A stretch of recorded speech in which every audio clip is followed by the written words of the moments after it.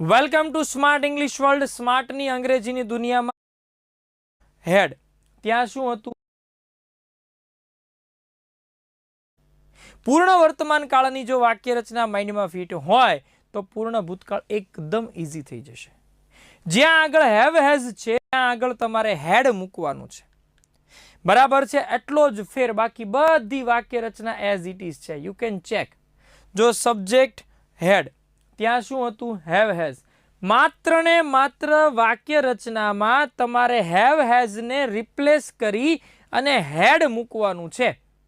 જો have has replace કરી અને તમે હેડ મૂકી દેશો તો એકદમ ઈઝી વાક્ય રચના થઈ જશે અને ત્રણેય કાળની વાક્ય રચના એટલે કે ત્રણેય પૂર્ણ ક્રિયા જે છે એ તમને ઈઝી રહેશે.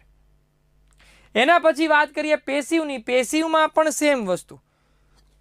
પેસિવમાં જ્યાં હેવ હેઝ બીન આવતું એને બદલે હેડ બીન આવશે. વાક્ય રચનામાં જાજો ફેર છે નહીં. એટલે વાક્ય રચના બહુ મોટી વાત નથી. વાક્ય રચનામાં પૂર્ણ ક્રિયામાં જ્યાં હેવ હેઝ હતું એની બદલે તમે હેડ મૂકો એટલે વાક્ય રચના બદલાઈ જાય. જે કંઈ ખેલ છે એના કાળસૂચક શબ્દોમાં છે કે વેન, આફ્ટર, બિફોર, અન્ટિલ અને એઝ સુન એઝ. હવે યાદ રાખજો કે વેનની સાથે, સાંભળજો ખાસ, વેનની સાથે તમે સાદો ભૂતકાળ મૂકો છો તો અહીંથી બે કન્ડિશન થશે અર્થ મુજબ. તમારે અર્થ મુજબ જવાનું છે. બે કન્ડિશન. પહેલી કન્ડિશન અર્થ મુજબ જે છે એ કઈ આવશે તો કે કાં તો એ ચાલુ ભૂતકાળ કહેવાય, સમજો ખાસ, અને કાં તો એ પૂર્ણ ભૂતકાળ કહેવાય. આ કાળની ખાસિયત તમને યાદ કરાવી દઉં અને કહી દઉં કે યાદ રાખજો કે જેટલા બી તમે અત્યાર સુધી કાળ ભણ્યા ને, આ આઈ થિંક 8મો કાળ છે. સાદી ક્રિયાના 3, ચાલુ ક્રિયાના 3, 3 ને 3 6, 7મો પૂર્ણ વર્તમાન કાળ અને 8મો પૂર્ણ ભૂતકાળ. આ 8 કાળમાં સૌથી વધુ પૂછાયેલો જો કોઈ કાળ હોય ને તો આ સૌથી વધુ પૂછાયેલો કાળ આ છે. કોમ્પિટિટિવ એક્ઝામમાં સૌથી વધારે પ્રશ્નો આના જ પૂછાયેલા છે. તમે ચેક કરી શકો છો. એટલે યાદ રાખજો કે અહીંયા આગળ જે છે એ વાક્ય રચના જે છે એ સમજી લીધી. શબ્દ યાદ રાખજો, વેન, બિફોર, આફ્ટર, આ બધા શબ્દો છે, પણ ખાસિયત છે એના ઉપયોગોની. સમજીએ કે ભૂતકાળમાં બનેલી બે ક્રમિક ક્રિયા છે. એમાં એક ક્રિયા થઈ પહેલા જ બીજી ક્રિયા પૂર્ણ થઈ છે. એક ક્રિયા થઈ ગઈ એની પહેલા તરત જ બીજી ક્રિયા પૂર્ણ થઈ છે, તો એ જે બીજી ક્રિયા દર્શાવવાની છે એની સાથે પૂર્ણ ભૂતકાળ વપરાય. આઈ કેમ આફ્ટર હી હેડ ગોન. બે ક્રિયા આપેલી છે. કેમ આપ્યું છે ને એટલા માટે. કેમ એટલે કે V2 છે. તો આફ્ટરની પહેલા આ યાદ રાખજો. જો આફ્ટર જે છે એની પહેલા કયો કાળ આવશે તો કે સાહેબ સાદો ભૂતકાળ મુકાય. કયો કાળ મુકાય? સાદો ભૂતકાળ મુકાય. અને આફ્ટર પછીનું જે છે, પછીનું આફ્ટર પછીનું જે વાક્ય છે એ મુકાય છે પૂર્ણ ભૂતકાળ મુકાય છે. કયો કાળ મુકાય છે? પૂર્ણ ભૂતકાળ મુકાય. ક્લિયર? તો સાદો ભૂતકાળ, આફ્ટર અને પૂર્ણ ભૂતકાળ. એવી રીતે તમે જો અહીંયા આગળ V2 છે તો આઈ ની સાથે V2 આવે એટલે એ સાદો ભૂતકાળ થઈ ગયો. હવે અહીંયા આગળ જ્યાં બિફોરની વાત કરીએ અથવા વેનની વાત કરીએ તો વેન કે બિફોરની સાથે, વેન અથવા તો બિફોરની સાથેનું જે વાક્ય છે એ સાદા ભૂતકાળનું હોય, પણ એની પછીનું જે વાક્ય છે એ હંમેશા પૂર્ણ ભૂતકાળનું આવશે. ચેક કરો. વેન આવી ગયું, શી રીચ્ડ આવ્યું. હવે ગુજરાતી અર્થ પ્રમાણે જવાનું છે. વેન શી રીચ્ડ ધેર, તેણી જ્યારે તેણી ત્યાં ગઈ, જ્યારે તેણી ત્યાં ગઈ, ધ ડિનર. હવે ડિનર શરૂ થઈ ચૂક્યું હતું કે શરૂ થઈ રહ્યું હતું? તો ભાઈ ગુજરાતીમાં કોમન સેન્સ વાપરો તો શરૂ થઈ ચૂક્યું હતું ત્યારે જાય. તો એ ક્રિયા બાય ડિફોલ્ટ કઈ થઈ ગઈ? પૂર્ણ ભૂતકાળની ક્રિયા થઈ ગઈ. એટલે વેનની સાથે સાદો ભૂતકાળ હોય તો અર્થ પ્રમાણે ચાલુ ભૂતકાળ આવે. When he entered the class, teacher was teaching English મુકાય. When he entered the class, the teacher was teaching English. કારણ કે એ વખતે ક્રિયા શરૂ હતી. When he reached at a station, જ્યારે તે સ્ટેશને પહોંચ્યો, the train had left. Not was living. સમજાય છે મારી વાત? ધ ટ્રેન હેડ લેફ્ટ, કારણ કે એ વખતે એ ક્રિયા ત્યાં પૂરી થઈ ગઈ હતી. બસ આ ખેલ છે. આ ખેલ જે છે ને એ સમજી લેજો. મેઇન બાબત આ છે.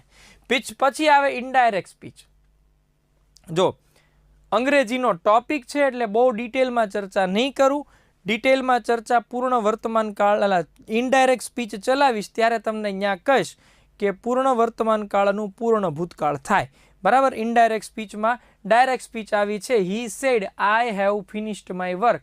તો આ જે વાક્ય રચના જે છે ને એ કઈ છે તો કે પૂર્ણ વર્તમાન કાળની વાક્ય રચના છે. હવે એનું જ્યારે હું ઇનડાયરેક્ટ કરીશ ત્યારે ઇનડાયરેક્ટ સ્પીચમાં પૂર્ણ વર્તમાન કાળ જે છે એની પૂર્ણ ભૂતકાળ વાક્ય રચના થાય. નિયમ યાદ રાખજો. બરાબર છે. ડાયરેક્ટ ઇનડાયરેક્ટ સ્પીચમાં તમારે આનો ઉપયોગ કરવાનો થશે. સિમિલરલી આવો એક બીજો નિયમ છે કે સાદો ભૂતકાળ હશે એનું પણ તમારે કેમાં પૂર્ણ ભૂતકાળમાં કન્વર્ટ કરવાનું થાય.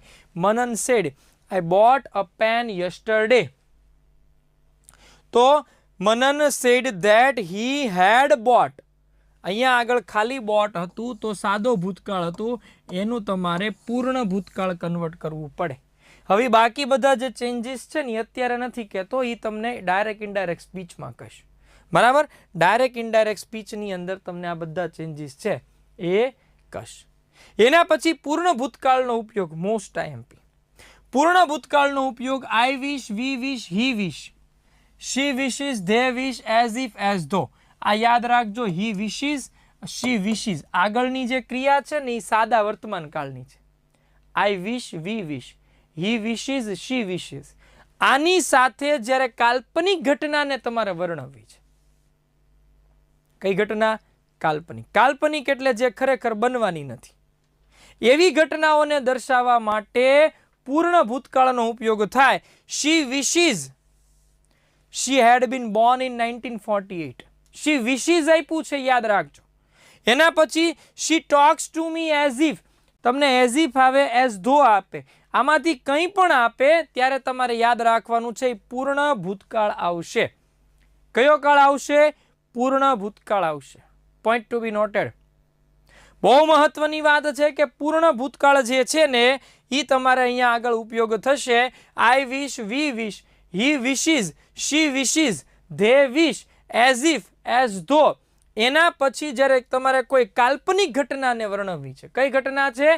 કાલ્પનિક ઘટનાને વર્ણવવી છે તો એ દર્શાવવા માટે તમારે પૂર્ણ ભૂતકાળનો ઉપયોગ જે છે એ થાય. પછી વાત કરું ભૂતકાળની કોઈ એવી ઘટનાનું વર્ણન કરવું છે જે ખરેખર બની જ નથી. તમને કહું ભૂતકાળમાં કોઈ એવી ઘટનાની તમારે વર્ણન કરવું છે જે ખરેખર બની નથી, બની હોત તો સારું હોત એવું કહેવા માંગે. જોઈએ આપણે. If the police had come a little before. કે જો પોલીસ થોડીક વહેલા આવી હોત. ખરેખર આવી નથી. The criminal would not have gone away. તો ગુનેગારો ભાગી ગયા ન હોત. આમ ન થયું હોત તો આમ, એવા અર્થમાં. એટલે ભૂતકાળની ઘટના કાલ્પનિક છે, ખરેખર બની નથી. યાદ રાખજો. બરાબર. Had the student studied honestly he would have succeeded. જો અહીંયા આગળ યાદ રાખજો હેડનો ઉપયોગ ઇફના અર્થમાં વાક્યની શરૂઆતમાં થાય.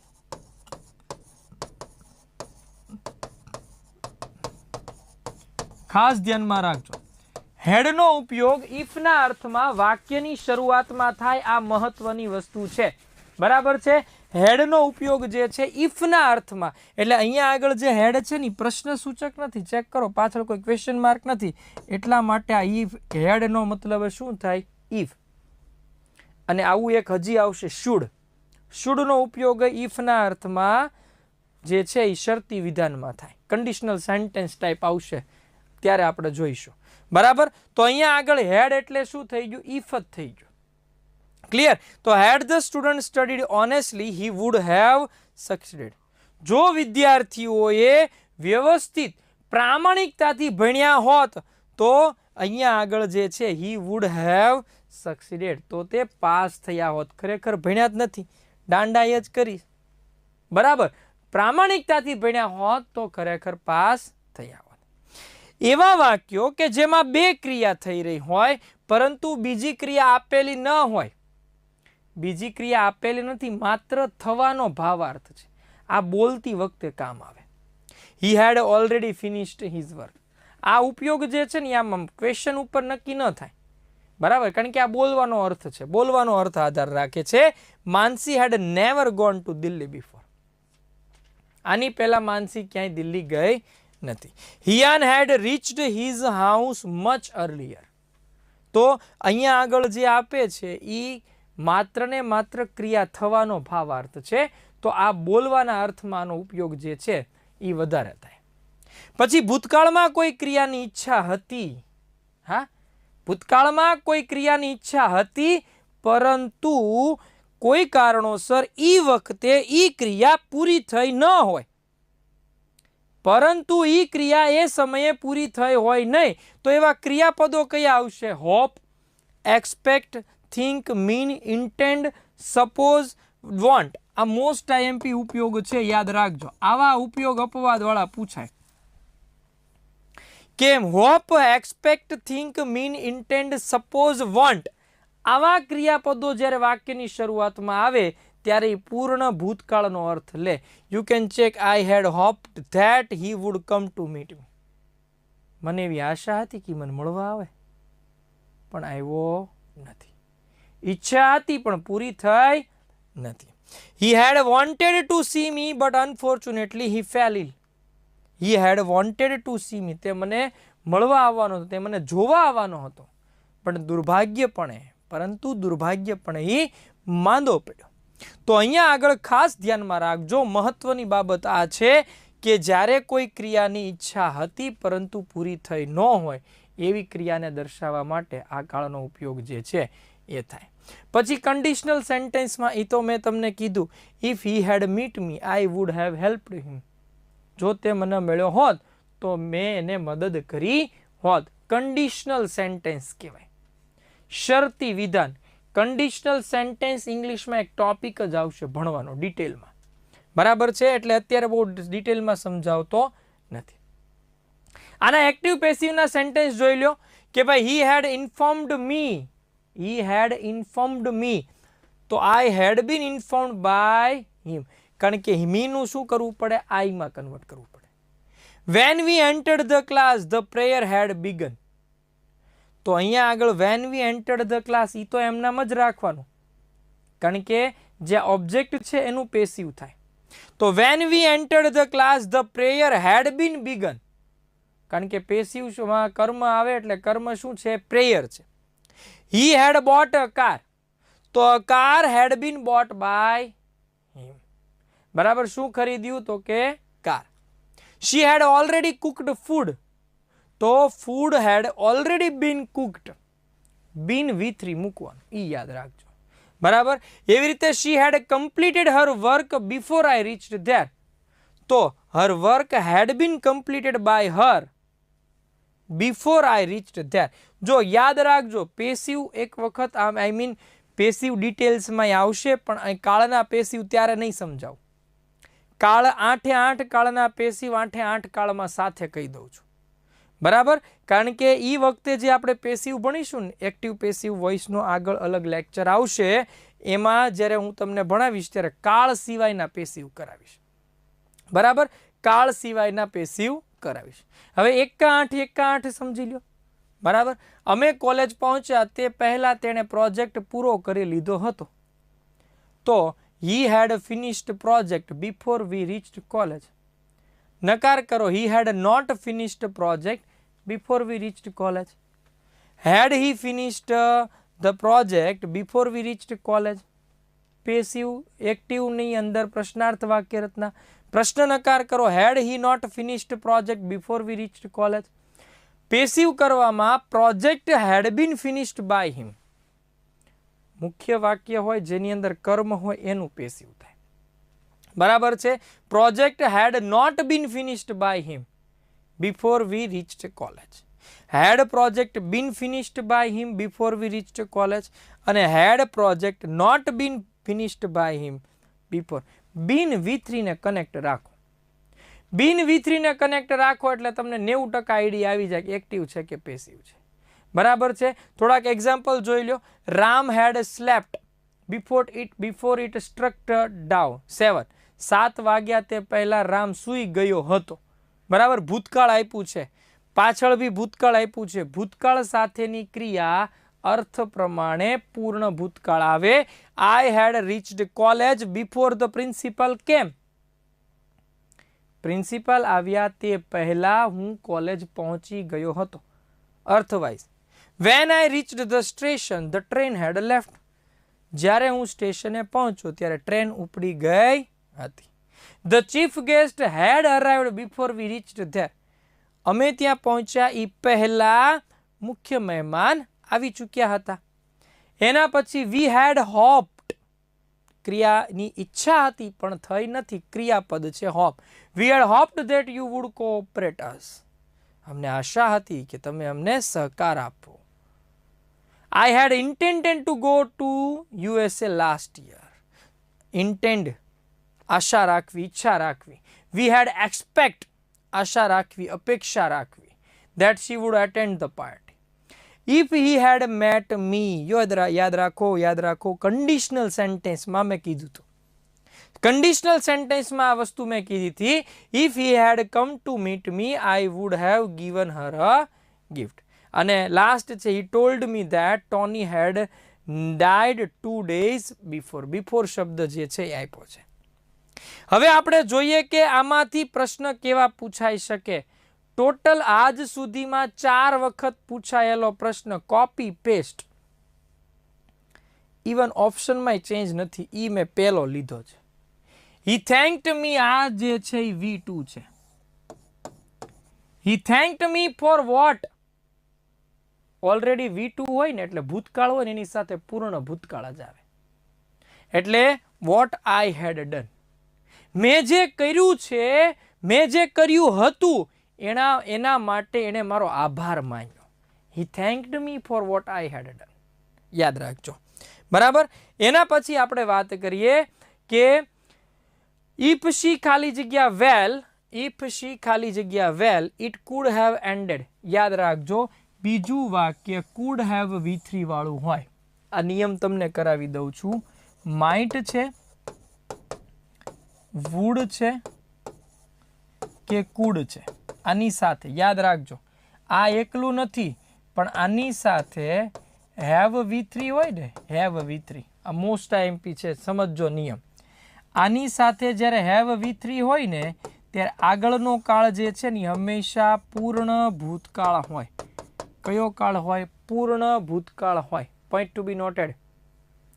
તો પૂર્ણ ભૂતકાળ જ આવશે. આ ક્યારે? શરતી વિધાનની વાત કરે છે. ક્યારે? શરતી વિધાનની અંદર.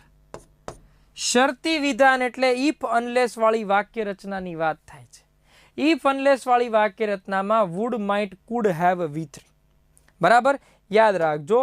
એટલે અહીંયા આગળ રાઈટ આન્સર કયો આવશે? had V3 આવશે. કયો આવશે? had V3 જે છે એ આવશે.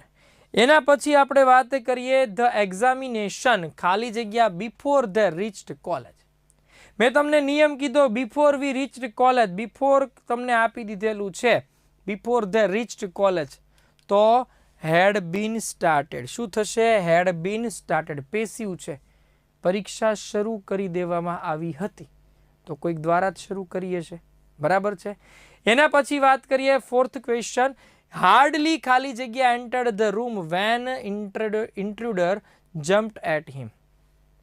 આપણે તો એક જ ચેક કરવાનું છે યાર. હાર્ડલી, સ્કેર્સલી, બેરલી હોય તો એની સાથે V3 આવે. પણ એની કરતાં વધારે ઇમ્પોર્ટન્ટ એ છે વેનની સાથે તમને શું આપ્યું છે? V2. વેનની સાથે V2 આવે તો આગળનો કે પાછળનો જે શબ્દ હોય એ હંમેશા તમારે શું આવશે? V3 નો રહેશે. હાર્ડલી હેડ આવશે. પૂર્ણ ક્રિયા. તો ઓલરેડી આ તો V3 છે જ તે. બરાબર. તમારે ખાલી આ જે છે એ V2 ના લીધે એ થઈ ગયું ભૂતકાળ. તો હવે આ ભૂતકાળ હોય તો આગળ જે છે એ પૂર્ણ ભૂતકાળ જ આવે. બરાબર. તો એના માટે એટલા માટે શું થશે? હાર્ડલી હેડ હી આવે. બરાબર. પૂર્ણ ભૂતકાળ યાદ રાખવાનું હતું. નેક્સ્ટ લાસ્ટ સન્ડે આઈ ખાલી જગ્યા ટુ ધ માર્કેટ. ગયા રવિવારે એટલે એ ભૂતકાળ સૂચક શબ્દ હતો અને અહીંયા આગળ જે છે એ ભૂતકાળનો જ શબ્દ આવે એટલે આઈ હેડ ગોન આવશે. શું આવશે? આઈ હેડ ગોન. ક્લિયર? વધુ એક્ઝામ્પલ તમે સોલ્વ કરો ને એટલે તમને સ્ટ્રાઇક થતી જાય કે આમાં આ ઓપ્શન આવે છે. ઓકે, સો આઈ હોપ કે તમને આની અંદર વધારે મજા આવી હશે અને ઘણું બધું નવું જાણવા મળ્યું હશે. મળીએ નેક્સ્ટ સેશનમાં નવા ટેન્સ સાથે. Till then take care. જય હિન્દ, જય ભારત.